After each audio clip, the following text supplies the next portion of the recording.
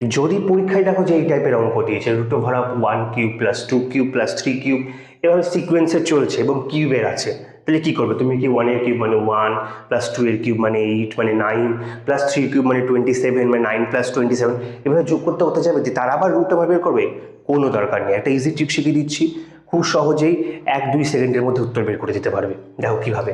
ফার্স্টে দেখি যদি কিউবের সিকোয়েন্সে যায় এবং পরপর যায় তাহলে কী করবে? 3 পরের নাম্বার কত? 4, এর সঙ্গে 4 মাল্টিপ্লাই করে দাও, লাস্টে যে ডিজিট আছে সেখানে 4 মাল্টিপ্লাই, 3 পরে 4 তাহলে 3 সঙ্গে 4 গুণ করলে কত যাচ্ছে? 12 বাই এর অর্ধেক করে দাও মানে কত? 6 হয়ে গেল উত্তর। লাস্টে কত হচ্ছে? 5, তাহলে 5 এর পরে কত হয়? 6 মাল্টিপ্লাই করে দাও মানে 5 6 যা কত হয়ে যায়? 30, মানে 30 বসিয়ে দিলাম, এর অর্ধেক করে দাও মানে কত হয়ে গেল? 15। একইভাবে দেখো এখানে কত আছে?